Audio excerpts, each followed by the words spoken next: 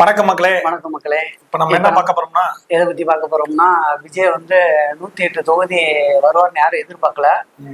ஆனா நல்லபடியா வந்துட்டாப்ல. இப்ப அவருக்கு முதலமைச்சர் ஆகிறதுக்கு குறைஞ்சது ஒரு 10 சீட்டாச்சும் வேணும். இப்ப யாரோட கூட்டணி வைக்க போறாரு, இத பத்தி நம்ம கேள்வி கேட்க போறோம். நம்ம குமாரண்ணே பதில் சொல்லுவாப்ல, என்னன்னு கேட்போம். இப்ப வந்து விஜய் வந்து 108 தொகுதி வருவாரா அப்படின்னு பல பேர் பேசினாங்க. ஆனா வந்து சாதிச்சு காமிச்சிட்டாப்ல.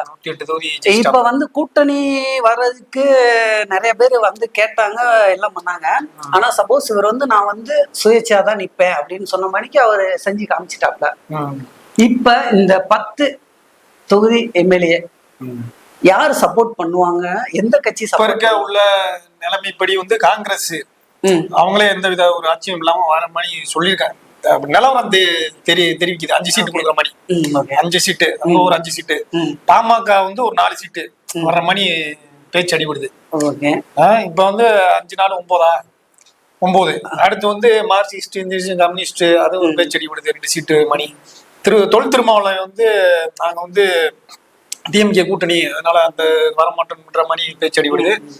அதுக்கடுத்து இன்னும் வேற பிரேமலதா, விஜயகாந்த், அவங்களும் வந்து நாங்க கூட்டணி கட்சி தான் சப்போர்ட் பண்ணுவோம். விஜய் வந்து என்னுடைய சின்ன வயசுல இருந்து தெரியும், பக்கத்து வீட்டுக்காரர் தான், நல்ல தம்பி. திமுகவோட தானே அவங்க சேர்ந்திருக்காங்க. நம்ம விஜய் வந்து சொல்றாப்புல திமுக ஒரு தீய சக்தின்னு சொல்றாப்புல. முடிஞ்ச அளவுக்கு அங்க வந்து அவரு கூட்டணி சேர மாட்டாரு. கூட்டணி சேர மாட்டாரு. எடப்பாடியை பத்தி என்ன நினைக்கிறீங்க? அது அவர் 53 இதுல லீடிங்ல ஜெயிச்சிருக்காருல. அவரும் பேச்சு அடிபடுது. அவரும் இந்த மாதிரி சீட்டு அவங்களுக்கு அவரு ஜாயின் பண்ற மாதிரி, சீட்டு கொடுக்குற மாதிரி அதுவும் பேச்சு வந்து தெளிவா நம்மளுக்கு தெரியல.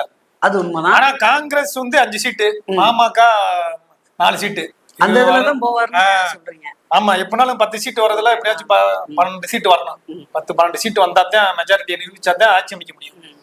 அதனால காங்கிரஸ் பாமக எனக்கு தெரிஞ்சு வர்ற வாய்ப்பு அதிகமா இருக்கு.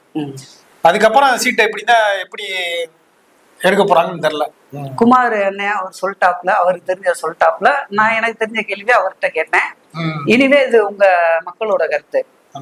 மக்களை நீங்க ஓட்டு போட்டு 108 தொகுதி நீங்க ஜெயிக்க வச்சிருக்கீங்க. யாருமே எதிர்பார்க்கல. பொதுவா சீமானா இருக்கட்டும், எல்லாருமே பல பேர் வந்து சொன்னாங்க விஜய் வந்து அந்த அளவுக்கு தொகுதி ஜெயிக்க மாட்டாரு அப்படின்னு சொல்லி சொன்னாங்க.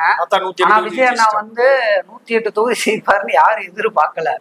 ஆனா அவர் அது சாத்தியப்படுத்திட்டாரு.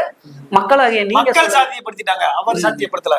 மக்கள் சாத்தியப்படுத்திட்டாங்க. மக்களாகிய நீங்க தான் சப்போர்ட். அவர் இல்லங்க, மக்கள் மாற்றத்தை காரணம் கண்டிப்பா முடிவு வந்துட்டாங்க. அதுக்கு வந்து இப்ப வந்து டிஎம்கே ஏடிஎம்கே மக்கள் வெறுத்துட்டாங்க. அதுக்கு ஆப்போசிட்டா விஜய் தான். அவர் ஒரு பிரபலம். சினிமால 50 வருஷமா பாத்துட்டு இருக்காங்க மக்கள்.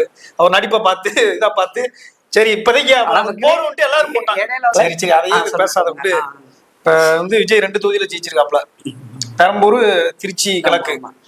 பெரம்பூர் வந்து சென்னை மாவட்டம் பக்கத்துல இருக்கனால அங்க எல்லாமே பாத்துக்கிட்டு ஒரு எல்லாத்தையும் கேண்டில் பண்ண ஈஸியா இருக்கும், எல்லாத்தையும் சப்போர்ட் பண்ண. அதனால திருச்சி கிழக்க வந்து இது பண்றாப்ல. ராஜினாமா 2 தொகுதி ஜெயிச்சிருக்கனால ஒரு தொகுதி ராஜினாமா பண்ணி தான் ஆகணும். அதனால திருச்சி கிழக்க ராஜினாமா பண்ணி அதுக்கு பதிலாக தேர்தல் வருதா இல்லாட்டி அவங்க கேண்டிடேட்டே யாராச்சும் ஒரு பிரபலத்தை அது ஒரு பேச்சு போயிட்டு இருக்கு. நீ வர நாட்டுல ஒரு நாள் 2 நாள்ல தெரிஞ்சிடும், எல்லா டீட்டெயிலும் ஓரளவு கிளியர் ஆயிரும். அதுக்கப்புறம் என்னன்னு பார்ப்போம். அதுக்கப்புறம் ரிசல்ட் என்னன்னு பார்ப்போம். லைக் பண்ணுங்க, ஷேர் பண்ணுங்க மக்களே, கமெண்ட் பண்ணுங்க. மறக்காம விஜய்க்கு ஆதரவு கொடுத்த மணிக்கு நம்ம சேனலுக்கும் ஆதரவு கொடுங்க. மக்களாக நீங்க தான் ஒரு ஃப்ளோல பேசா ஃபேனு கூட போட்டு விட மாட்டேங்க. அப்படியே ஃப்ளோல மக்களே நான் ஏதாவது கண்டென்ட்